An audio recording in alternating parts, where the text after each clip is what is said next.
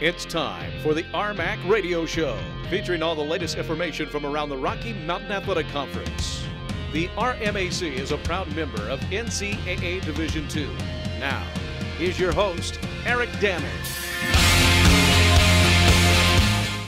Welcome to the RMAC Radio Show. We're on location for the first segment of this episode at the El Pomar Natatorium on the campus of Mesa State College in Grand Junction, where we just concluded the RMAC Swimming and Diving Championships. And for the third year in a row, Incarnate Word out of San Antonio, Texas. They're an associate member in swimming and diving. They win the RMAC Championships, and we're joined now by their head coach, Phillip Davis. Coach, congratulations. Thank you. On the three-peat. I don't know if this one was quite as easy. I don't know if they're ever easy, but I don't know if this one was easy at all. You know, no, we earned every single point.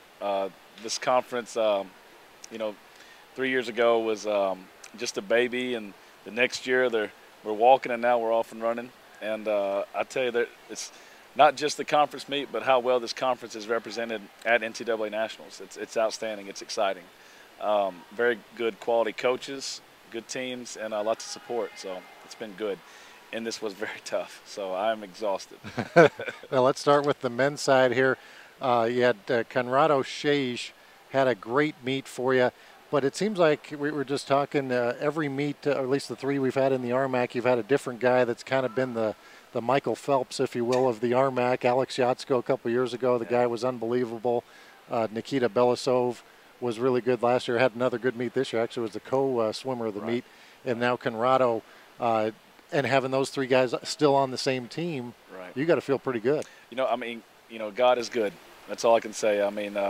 This is our fourth year ever having a men's team, and he has really brought some outstanding people to us. They work extremely hard, not just in the pool, but in the classroom. Our cumulative GPA was 3.1.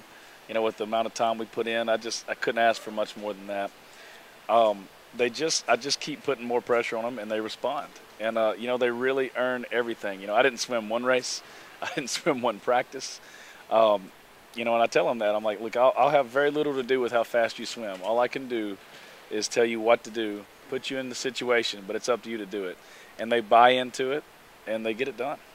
And Coach, on the women's side, Grand Canyon really gave you a run for your money this year. But once again, you had some outstanding performances by your ladies. Right. We, again, just really blessed. I believe that competition makes you better within your team, within the conference, within the country. And, that's the key. We know Grand Canyon's good. We know all these guys are getting better. And there's a lot of pressure, and I'm really proud of our team for responding the way they did. We knew coming in, Kimberly Tinch. She's one of our national kids, we believe. And 2 weeks ago this Wednesday, she had an emergency appendectomy surgery. We knew coming in that it was going to be tough. She's on several of our relays. She stepped up, got it done. We had to pull her out of the meet today in the 100 free. It is really challenging. And in this meet, every point counts. And that's exciting. I don't want it to be that way, but it's exciting. And our kids, we put it to them, and I told them it was up to them. I can't do anything. It's you guys. And, they trusted me, and we got it done. And Casey Harrell-Zeidelman was named RMAC Swimmer of the Year. She transferred in from Texas A&M this year and really gave you a shot in the arm on the women's side. Absolutely.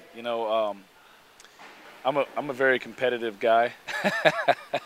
And, with the success of our men, our women, it's time to get them where they're at too. And so we want the best program in the country. We want to represent the state of Texas in the national championship every single year.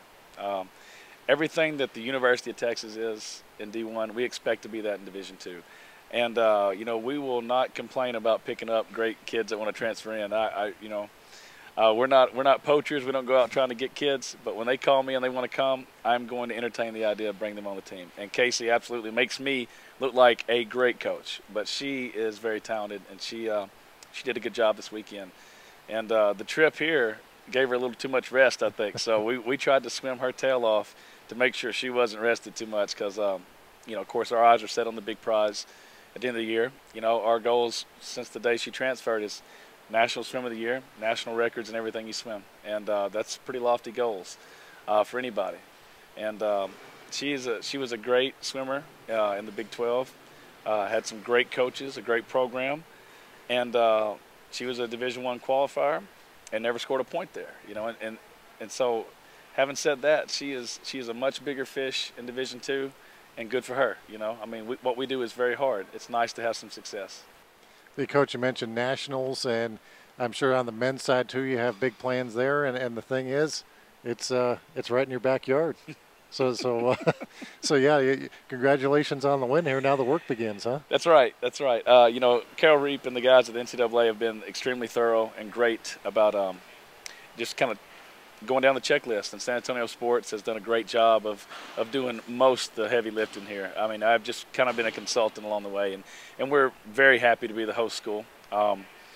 It's going to be an advantage as far as you know, support, things like that, but NCAA does a very good job of making sure there's no home field advantage there. It's a national championship, and I'm very impressed with how they've done that. But yeah, I mean, we want to do well. We feel like this is a chance to really step up and make some noise. But with the cap this year, you know, I don't know if I'll sleep till nationals now. I mean, just worrying about what kid's going to get in, what's not. I mean, have I done my job? It's a lot, you know. These kids put their trust in me, and I gotta provide a service for them, and I hope that I've done the right thing all year. So we'll see. Well, Coach, this was our first championship here at the El Pomar Natatorium at Mesa State College, just built last year, brand new facility.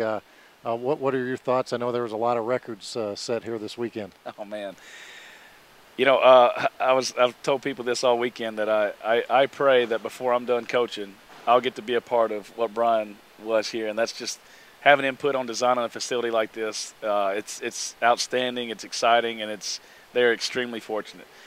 This place is great. You know, I think the pool was fast. Lighting is good, the high ceilings. Looks like the lane lines, everything went well. There was no issues with that. You know, electricity and water don't always mix. At least that's what they taught me in Arkansas. So, you know what? I mean, there's always going to be some kinks to work out, but they will get it. It will get better and better and better. This is a big meet to host with a lot of pressure to do it right, and I think they did a great job. I mean, there's definitely some things that, you know, are going to get better, but you got to get in there and go, so you can figure out what to fix. But it went well. Our kids, there was not a complaint one about this facility. I mean, everybody loved it. It's great for spectators, I think, and as a coach, I mean, I enjoyed it. It was great. That is Phillip Davis, three-time RMAC Coach of the Year now. We're now going to talk about some women's basketball. For that, let's head over to Garrett Ratonia.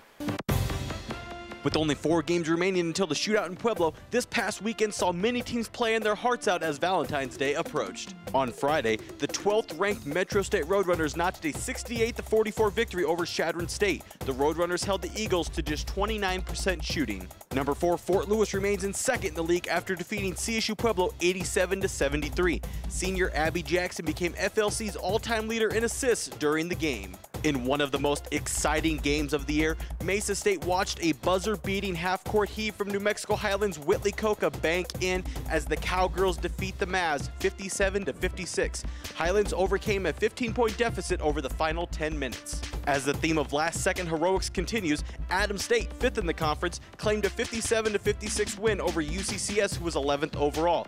Kendra Coville went 11 of 11 from the field and scored the game-winning layup with 11 seconds left. She is the RMAC/Baden Offensive Player of the Week. Nebraska Kearney, 6th in the RMAC, used a career-high 26 points from junior Vanessa Leeper to down the 9th-place Regis Rangers 80-56.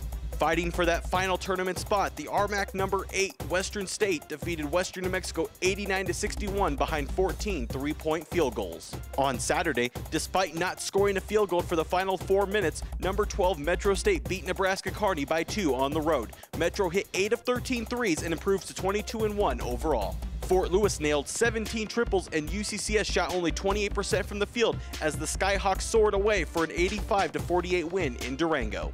Colorado Christian, third in the conference, forced 31 turnovers during a 73-56 victory against Colorado Mines. Mesa State, who lost to a half-court shot the previous night, unleashed their frustrations on an unsuspecting Western New Mexico squad, rolling over the Mustangs 73-39. The Grizzlies avoided a last-minute win hangover by mauling CSU Pueblo 96-45 in Alamosa. Coville finished the weekend with 56 total points on 21 of 22 shooting. Western State picked up their 5th victory in a row, defeating Highlands by an 85-59 score. Finally, Regis went on the road and took down a feisty Chadron State team 80-75 in overtime. I'm Garrett Ritonia, and this has been your RMAC Women's Basketball Update. Thank you, Garrett. When we come back, we're going to talk some more basketball here on the RMAC Radio Show.